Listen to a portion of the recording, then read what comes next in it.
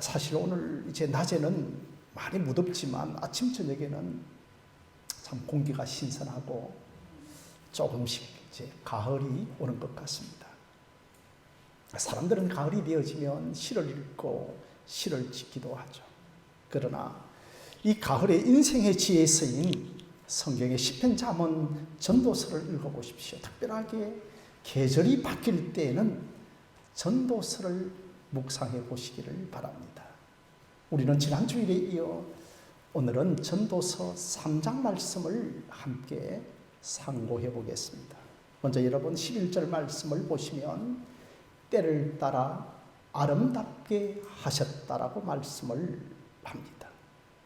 여러분, 모든 것을 때를 따라 아름답게 또한 뭐라고 말씀하고 있는가 하면 지으셨다라고 말씀을 합니다. 우리는 모든 것을 하나님이 지으셨다라고 하면 하나님이 모든 피조물을 창조하셨다라고 하기를 생각을 할 때가 많은데, 이 말은 만드셨다, 지으셨다고 하는 이 말은 하나님의 모든 때를 사용하셔서 섭리하시고 우리의 인생을 통치하신다고 하는 것이 더 적절합니다. 여러분, 오늘 말씀의 2절에서부터 8절까지에 보면 인생에 있어서 14종류의 때가 있습니다. 우리 인생에게 있어서는 14종류의 때가 있다라고 이 전도자는 우리에게 말씀을 하고 있습니다. 여러분, 앞 화면 한번 2절, 3절 말씀을 보시면 날 때가 있고 죽을 때가 있으며 심을 때가 있고 심은 것을 뽑을 때가 있으며 죽일 때가 있고 치료할 때가 있으며 헐 때가 있고 세울 때가 있으며, 그러니까 우리가 이 2절과 3절만 보더라도 인생의 때, 몇 종류의 인생의 때가 있는가 하면 바로 4종류의 때가 있습니다. 그러니까 날 때와 죽을 때가 있고, 그리고 두 번째로는 심을 때가 있고 심은 것을 뽑을 때가 있고 죽일 때가 있고 치료할 때가 있으며, 네 번째로는 헐 때가 있고 세울 때가 있다라고 말씀을 하고 있습니다. 여러분, 이 때에 관하여서, 이 사건 일에 관하여 가장 대표적인 사람을 들라고 하면 구약의 욥을 들 수가 있습니다. 자, 어느 날 한날이었습니다. 한날에 일어난 사건입니다. 집안에 종이 찾아와서 주인에게 보고를 합니다. 주인이시여, 좀 전에 이방 족속들이 쳐들어와서 주인의 모든 재산을 다 탈취해 갔습니다라고 보고를 합니다. 아니, 그런데 이 보고가 채 끝나기도 전에 다른 종이 와서 이번에는 그 집안의 종들을 다 잡아갔다라고 하였습니다. 그리고 또한 여러분, 이 보고가 채 끝나기도 전에 다른 종이 와서는 이번에는 주인이시여, 갑자기 몰아닥친 폭풍으로 인하여서 당신의 10명의 모든 자녀가 다 죽었다라고 하였습니다. 정말 여러분, 청천벽력 같은 비보를 한날에 연이어서 보고를 받습니다. 이렇게 여러분, 욥의 자녀들이 죽을 때가 있고, 또한 욥의 재산이 다 탈취당할 때가 있고, 심지어 욥은 아내와의 관계가 소원해지기도 하였고, 그리고 또한 욥의 친구들은 자신을 멀리하고, 또한 욥 자신마저도 병들 때가 있었습니다. 그런데 여러분, 욥의 결말은 어떠합니까? 하나님의 은혜를 입어 똑같은 잃어버린 10명의 숫자처럼 10명의 자녀를 또다시 얻고 재물에 있어서도 갑절의 축복을 받습니다. 우리는 이 욥의 때와 인생을 통하여서 하나님이 인생을 승리하신다, 우리 인생은 하나님의 다스림과 통치를 결코 벗어날 수 없다고 하는 것을 깨닫습니다. 그러므로 중요한 것은 하나님이 이 모든 때를 하나님이 만드신 것을 믿으며 우리는 하나님의 주인 되심을 인정해야 합니다. 우리가 여러분, 때에 사건에 잘못 매여 있으면 잡을 때가 있지만 놓을 때가 있는 이때에 인생이 허무해지고, 또한 심지어는 우리 인생에 병적인 일들도 생깁니다. 내 과거에 심을 때만 생각하고 우리가 과거에만 매달려 있으면 현실을 놓쳐버리고 상실감에 시달리고 심지어 육체적으로는 정신적으로는 불면과 심한 우울증에 시달리기도 합니다. 그러므로 믿음의 사람들은 이 모든 우리의 일어나는 일들을 하나님과 연결합니다. 그래야만 인생의 때와 일을 우리가 제대로 해석할 수 있기 때문이죠. 그래서 믿음의 사람들은 모든 일들을 하나님과 연결하면서 어떤 결론을 가지는가 하면 하나님이 때를 따라 반드시 아름답게 해주실 것이라고 하는 믿음의 결론을 가집니다. 여러분, 우리가 하나님과 연결할 때 뜻을 발견할 수가 있습니다.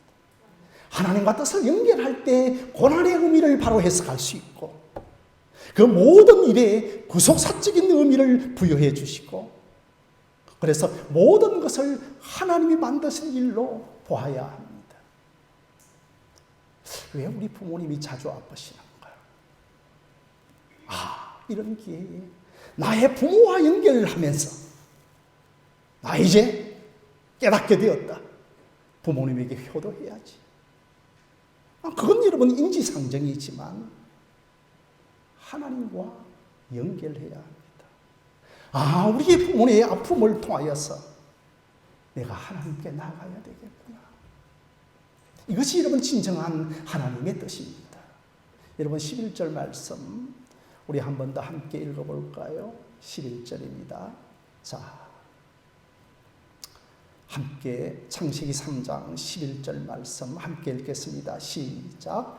하나님이 모든 것을 지으시되 때를 따라 아름답게 하셨고 또 사람들에게는 영혼을 사모하는 마음을 주셨느니라. 그러나 하나님이 하시는 일의 시종을 사람으로 측량할 수 없게 하셨도다라고 하였습니다. 여러분 여기에서 11절의 가장 중요한 문장 단어는 하나님이 때를 따라 아름답게 하셨다입니다. 그때와 그 사건이 결국은 하나님이 내 인생을 아름답게 하셨다는 것입니다. 여러분이 아름답다라고 하는 것은 beautiful 이것이 아니고 가장 적절하게 하셨다는 겁니다. 그런데 여러분 적절하다와 또 적당하다는 다른 뜻이죠. 정말 내 인생을 좀 아름답게 해주셨으면 좋겠다. 이거 정말 좀 제 키가 1m 한 80 정도 되어지고 좀 외모는 장동건처럼 좀 닮았고 이렇게 우리를 만들어주셨다는 것이 아름답게 한다는 것이 아니라 그때 만난 사건과 일들이 내 인생에 가장 적절했다는 겁니다. 여러분 이걸 받아들여야 되는 겁니다. 그래서 저는 이 11절에 이걸 이제 공동 번역 성경을 통해서 읽어보니 하나님께서는 모든 것이 제때에 알맞게 맞아 들어가도록 만들어 주셨다라고 해석을 하고 있습니다. 여러분 솔로몬 왕이 성전을 짓는데 몇 년에 걸쳐서 짓죠. 자기 집 짓는 데는 14년이 걸리지만 이제 성전을 짓는 데는 7년이 걸리죠. 그래서 이제 하나님께서 솔로몬에게 너희들이 성전을 건축하는 동안에 그 성전 안에서는 결코 망치 소리 들리지 말고 돌 쪼개는 소리 들리지 말고 심지어 철 연장마저도 사용하지 못하도록 했습니다. 제 같은 경우에 조그마한 교회에 이제 벽돌을 가지고 담을 쌓아도 이제 담벼락의 현장에 딱 그 벽돌을 붙이려고 하면 이거 치수가 맞지 않아서 망치 좀 가져와라고 막 그 현장에서 망치로 쪼개고 심지어 쪼개지지 아니하면 막 힘으로 소리가 들리면서 그래서 이제 완공하고 나서 보면 정말 그물이 아름답지 못합니다. 그런데 성령공들은 다 가져와가지고 끼워 맞추기만 하면 그 끼워 맞추는데 아무런 소리가 들리지 않습니다.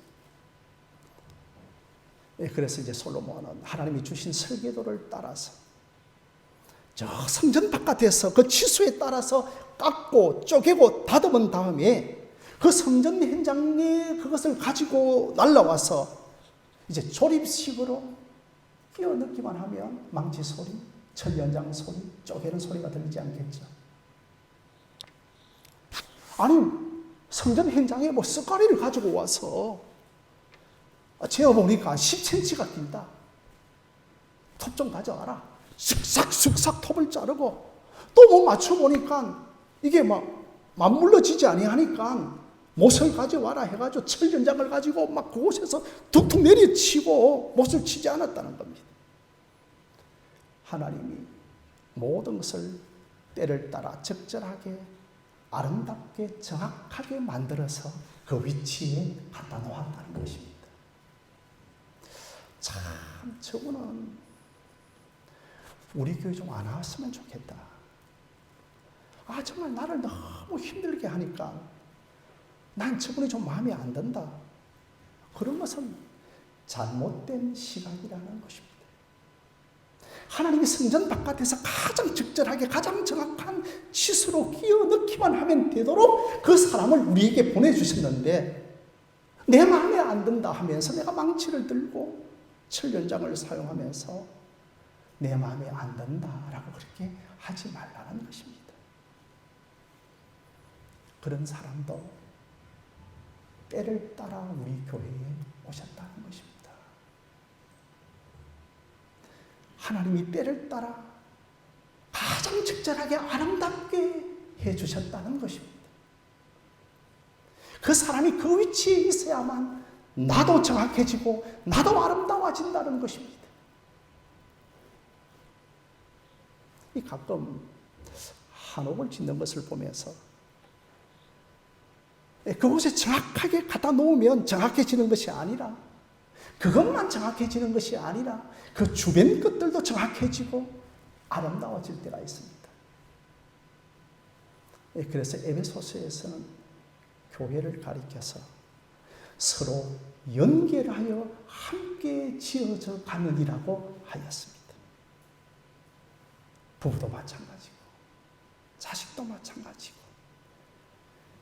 교회도 가장 정확한 때에 가장 정확한 사람을 만나게 하였고 가장 정확한 교회를 주셨고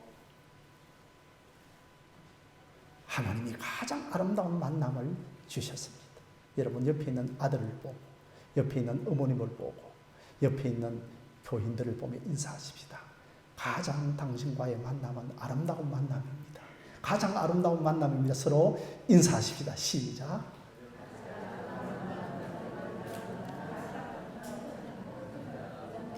가장 아름다운 만남입니다. 아이고 저 자식 왜 태어나가지고 이렇게 부모를 속이느냐고. 그때 태어날 때 깔아뭉개었으면 좋겠습니다. 이런 만남이 없다는 것입니다. 내 개인의 인생도 이렇게 해석할 때 내 인생이 해석되어지고 하나님께 설득당할 수 있습니다. 그래서 여러분 때를 따라 가장 아름답게 하신 사람이 누구 있는가 하면 야곱입니다.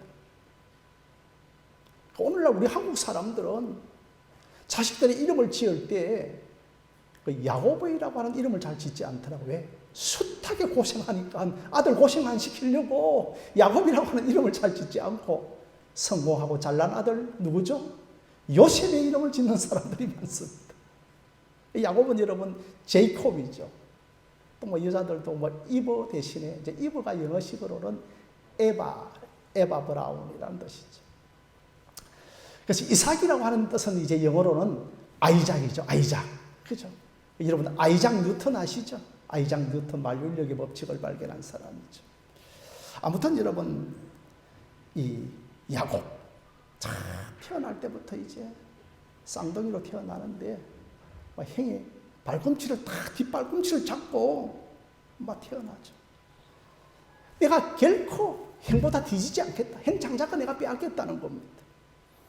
어느 날 장성을 하여서 이제 형은 와일드합니다. 남성답습니다. 그렇게 해서 털이 불숭불숭하고요. 사냥하러 밖에 나갔다가 오니까 배가 매우 시작하는데 야곱은 여성스럽게 집에서 죽을 쓰고 있는 거야. 시작하니까 동생아, 그 죽 내가 먼저 먹으면 안 되겠는가? 형, 내가 먼저 드릴게요. 하는데 그 순간에 야곱의 머리가 비싸게 돌아갑니다. 형, 이 죽 드릴 테니까 형 장자가 나에게 팔아. 에서가 대수롭지 않게 그래, 내가 죽 한 번 먹고 너에게 팔겠다. 그렇게 해서 장자가 팔아버립니다. 이렇게 해서 세월이 지났는데 어느 날 이제 아버지가 두 자식에게 이제 축복을 해줄 때가 되었습니다. 여러분, 이 축복은 이제 연속 축복, 하나님의 영의 감동을 받아서 주는 축복이기 때문에 이례적입니다. 단회적입니다. 물릴 수가 없는 거죠. 근데 에서가 들어오는 것이 아니고 누가 들어왔습니까? 야곱이 들어왔어요. 변장을 해가지고 털이 불쑥불쑥한 옷을 입고 아버지가 음성은 야곱의 음성인데 몸은 에서의 몸이로다. 의심이 되었지만 자기가 끝까지 형 에서라고 하니까 장자권의 축복을 주는데 좀 지나고 나니까 아버지, 저에게 장자권의 축복을 주십시오 하니까 내가 조금 전에 너에게 복을 빌어주지 않았느냐라고. 아니, 그때 너 아니었나 하니까 동생 야곱이었던 겁니다. 막 발을 동동 구르고 벌벌 떠면서 형이 살기가 덩덩덩해지는 겁니다. 도저히 집안에서 살인사건이 일어날 정도가 되죠. 그래서 어머니가 탁 생각하면서 안 되겠다 싶어서 애야, 잠시 피신해라. 어디를 하면 저 밧단아람에 가면 내 외삼촌 라반이 있는 곳으로 빨리 피신을 해라고 하는 거죠. 그러니까 여러분, 이때부터 이제 야곱의 인생이 죽도록 고생을 합니다. 그런데 성경에서는 결론적으로 야곱의 인생을 때려따라 아름답게 하셨다는 거예요. 드디어 이제 저 멀리 하란 밧단 아람에 다 도착을 하니까 6년 동안 열심히 일을 하고 이제 그 외삼촌 라반의 그 딸 라헬을 참 연애했거든요. 잘생기고 연애를 했는데 밤에 첫날 밤을 지나고 아침에 일어나 보니까 라헬이었습니까? 누가 들어와 있었습니까? 첫째 딸 레아가 들어와 있는 거예요. 자연미인, 자연적으로 생긴 이 자연미인이 다 들어와 있으니까 얼마나 놀랐겠습니까? 그래서 또 7년을 개고생을 하죠. 그렇게 해서 세월을 완전하게 뛰는 놈 위에 나는 놈이 있다고 제대로 라반을 만난 겁니다. 20년의 종살이를 하고 다 이제 고향으로 돌아오는데 어느새 보니까 12아들이 되어 있는 거예요. 12지파가 되어 있는 거예요. 가축과 종들도 그늘이고 다 돌아오고. 그러면 제일 먼저 이제 그가 20년 전에 만나셨던 베델 약속의 땅, 하나님의 임재의 땅인 베델로 올라가야 합니다. 아니, 그 베델로 올라가지 않고는 세겜에서 확 머물면서 천막을 치고 장막을 치고 심지어 돈을 주고 땅을 사서 내 땅을 만드는 겁니다. 이곳에서 어느 세월을 보낸데 아플사 터질 것이 터지는데 평생 야곱의 가슴에 씻을 수 없는 고통을 갖게 되어지는데 외동딸 디나가 그 땅의 사람들을 보러 나갔다가 그 땅의 추장의 아들에게 몹쓸 짓을 당하게 됩니다. 오빠들이 이 소식을 듣고서는요, 그 성에 들어가서 할례를 행하게 한 다음에는 피해 대보복 살육 전쟁을 다 돌리는데 이게 여러분 종족 간의 전쟁이 되어지기 때문에 도저히 물릴 수가 없어가지고 이곳에서 아버지 야곱이 통곡을 하고 절규를 합니다. 결국 하나님께서 야곱의 등짝을 탁 때리고, 우리도 막 자식들 옛날에 말 안 들으면 막 때릴 데가 없고 이래서 막 등짝을 많이 때리거든요. 막 등짝을 탁 때리면서 막 베델로 올라보내는 거죠. 이 베델에서 이제 하나님께 예배를 드리고 제단을 쌓는데, 여기서부터 이제 뼈아픈 인생이 야곱이 시작되어집니다. 어떤 일이 일어나는가 하면, 그토록 애지중지했던 요셉이 정체불명, 생사불명, 형들은 죽었다고 하는데, 그 아들의 죽음의 소식을 듣습니다. 가슴에 아들을 묻고 살아가는 거죠. 그런데 여기서 끝나는 것이 아니고, 그 가나안 땅에 머물러 가나안 땅, 약속의 땅이라고 했는데, 그 가나안 땅에서 그가 어떤 것을 만나게 되어지는가 하면, 약속의 땅에서 7년 흉년을 만나게 되어집니다. 결국은 이 땅에서 견딜 수가 없어서 애굽으로 다 내려가는데, 그곳에서 죽었다고 생각했던 요셉이 살아있고, 요셉이 국무총리가 되어져 있는 겁니다. 이제는 바로 왕을 만나는데, 국무총리 아버지로서 탁 왕을 만나니까요, 뭐 갑자기 야곱이 바로의 머리에다가, 그 이마에다가 안수를 해주고 축복을 해줍니다. 너가 바로 왕이야. 아무리 신 같은 존재를 하여도 하나님의 복을 받아야 한다 하면서 야곱이 막 내 땅 안수를 해줍니다. 야곱이 여러분 말이 달라진 겁니다. 그러니까 여러분의 인생들도 조금씩 세월이 지나면서 제때와 제 사건을 만나면서 많이 변화되어지기를 바랍니다. 이제는 야곱이 하죠. 너가 아무리 신 같은 존재를 하여도 하나님의 복을 받아야 한다면서 안수를 한 거죠. 바로 입장에서 보면 이 늙은이가 내 이마에 안수를 하니까 기가 막히죠. 바로가 묻습니다. 도대체 당신의 나이가 몇입니까? 하니까 야곱이 자신의 이력에 해당하는 내 나그네 길이 130년이다 하면서 내가 험악한 세월을 보냈다.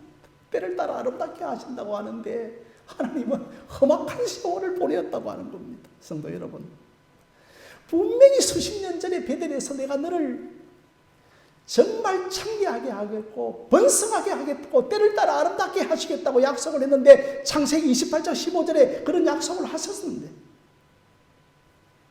이게 여러분 때를 따라 아름답게 하는 인생입니까?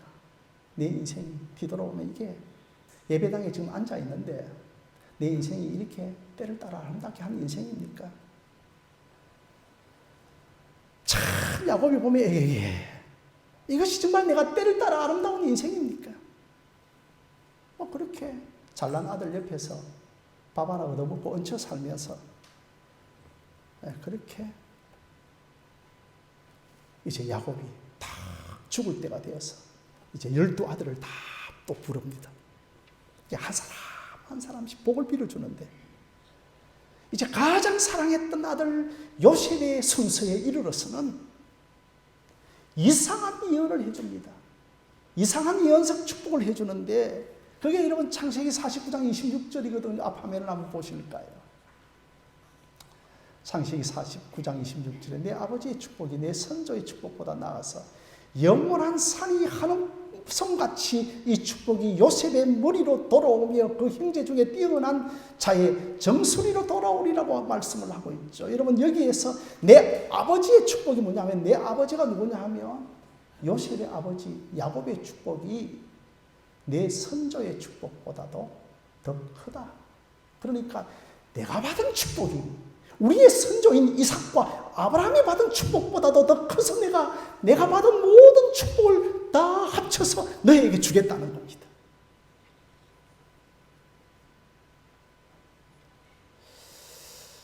참 여러분, 험악한 세월을 보내고 나그네 길에 130년의 세월을 보낸 사람이 내가 아브라함이 받은 축복보다도 내가 받은 축복이 더 크다는 겁니다.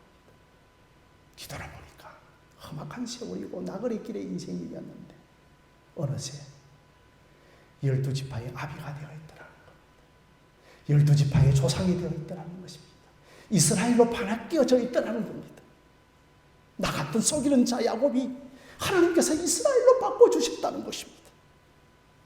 내가 물질적인 축복에 비하면 내 선조인 아브라함의 축복에 잽이 되지 않는다.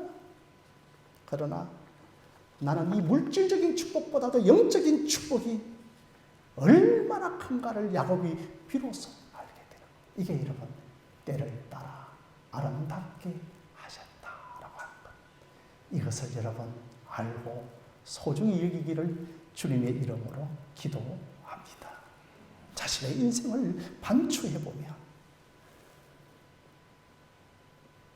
크게 부어주시는 것도 없고 또 모자라서 굶을 정도로 하지 않고 또 마지막에는 요셉에게 얹혀 사는 인생이지만 내 인생의 모든 한량과 힘듦과 외로움을 주님의 그 모든 것이 주님의 구속사의 울타리를 벗어나지 않게 하기 위한 그리고 나를 12지파의 조상이 되기 위한 하나님의 뜻이었구나. 그래서 야곱은 하나님이 때를 따라 나를 아름답게 하셨다라고 고백하는 것입니다. 우리도 어려운 순간마다 다 이해가 안 됩니다. 해석이 안 됩니다. 하나님께 설득되지 않습니다. 하나님이 왜 나를 사랑하신다면서 이렇게까지 하십니까? 그러나 지난 나의 모든 세월을 성경적인 관점, 구속사적인 관점에서 때를 따라 아름답게 하셨다라고 해석할 수 있는 여러분들이 되어지기를 바랍니다. 너 인생에 무의미한 일은 결코 없다. 다 이유가 있습니다. 이 모든 일을 허용한 것도 하나님이 허락하셨다. 하나님이 때를 따라 아름답게 하셨다는 것이 때를 따라 적절하게 하셨고요. 그래서 아브라함이, 이 야곱이 내 받은 복이 아브라함과 이삭을 합쳐서 받은 축복보다도 내가 받은 축복이 더 크다라고 말씀을 하고 있는 거예요. 사랑하는 성도 여러분, 우리들도 영적으로 야곱처럼 때를 따라 반드시 아름답게 해 주실 것입니다. 그러므로 우리도 이 고백을 하기 위하여 첫 번째로는 믿음이 필요합니다. 때를 따라 아름답게 하실 것이라고 하는 이 약속을 다 믿음으로 붙들면서 주장하고 고백하고 선언하는 여러분들이 되어지시기를 바랍니다. 둘째로 나의 때보다도 하나님의 때에 주시는 것이 더 아름답습니다. 자, 드디어 그 야곱의 아들이 이제 요셉이지 않습니까? 그렇죠? 요셉도 이게 뭐 꿈이 헛꿈인지 그렇게 휘황찬란한 꿈을 주셨음에도 불구하고 내 인생이 어디까지 나락을 치는가 하면 저 애굽의 감옥까지도 들어갑니다. 그곳에서 하염없는 나락의 세월을 보내고 있는 어느 날 술 맡은 관원장의 꿈을 해석해주고 그리고 그 꿈대로 술 맡은 관원장이 감옥에서 석방되어 복직을 하게 됩니다. 그때 술 맡은 관원장 장관급의 사람을 붙들고 부탁을 합니다. 꼭 나가면 이 가난한 청년, 히브리 청년 요셉을 꼭 기억해 달라고 부탁을 합니다. 그런데 이 술 맡은 관원장이 새까맣게 잊어버립니다. 몇 년 동안 잊어버리는가 하면 무려 2년의 세월이 흘렀는데 그때 바로 왕궁에서 어떤 일이 일어나는가 하면 바로 왕이 꿈을 꾸게 되어지는데 이 꿈을 해석할 자가 아무도 없습니다. 그때 딱 떠오르는 한 사람이 생각나는데 요셉이다. 요셉을 데리고 오라. 요셉이 바로 왕의 꿈을 다 해석을 해주죠. 그리고 요셉이 애굽의 국무총리가 됩니다. 2년 전이 요셉의 때였습니다. 그러나 하나님의 때는 2년 후였습니다. 나의 때와 하나님의 때가 다른 때가 있는 거죠. 그러므로 사랑하는 성도 여러분, 참으로 우리의 인생에 나의 때가 아니라 하나님의 때에 우리의 인생을 아름답게 해 주실 것으로 기억합니다. 성경의 때라는 것은 우리의 예성으로 나의 때가 이루어지는 것이 아니라 하나님의 뜻으로 하나님이 자기의 때에 그 뜻을 이루어 가시는 것입니다. 자, 마지막 여러분 세 번째로는 모든 때와 일들을 만날 때에 사랑하는 성도 여러분, 말씀과 기도 속에 있기를 주님의 이름으로 부탁합니다. 말씀과 기도 속에 꽉 있어야 됩니다. 여러분, 이게 디모데전서 4장 4절 5절 말씀에 그대로 지금 전도서 3장 11절을 신약 버전으로 우리에게 말씀을 해주고 있는데 한번 찾아볼까요? 앞 화면을 한번 보시면, 자, 전도서 말씀 4장 4절 우리 한번 함께 읽어보겠습니다. 시작. 하나님께서 지으신 모든 것이 선하며 감사함으로 받으면 버릴 것이 없다. 이게 여러분 전도서 3장 11절의 신약 버전입니다. 신약 버전이죠. 처음에 소식을 들으면 하늘이 노랗고 답답하고 비 보입니다. 그런데 그날 밤에 기도하면 버릴 것이 없습니다. 그날 기도하니까 이게 헛된 것이 아니었고 실패가 아니었고 버릴 것이 아니었고 선함이더라는 겁니다. 그래서 우리에게 말씀과 기도가 없으면 이 모든 사건이 허무한 일이고 답답한 그릇된 일입니다. 우리의 삶 속에 말씀과 기도가 있으면 버릴 것이 없습니다. 세상 사람들이 보면 100% 악한 일이고 헛된 일이고 그릇된 일이지만, 그러나 기도해보면 아닙니다. 기도해보면 이게 선한 일이다. 하나님이 지으신 모든 것이 선하며 감사함으로 받으면 버릴 것이 하나도 없다는 겁니다. 사랑하는 성도 여러분, 우리의 인생에 이 가을에 때를 따라 아름답게 하신다는 이 약속이 저와 여러분들의 가장 중요한 신앙의 고백과 믿음의 주장이 되어지기를 주님의 이름으로 간절히 축원드립니다.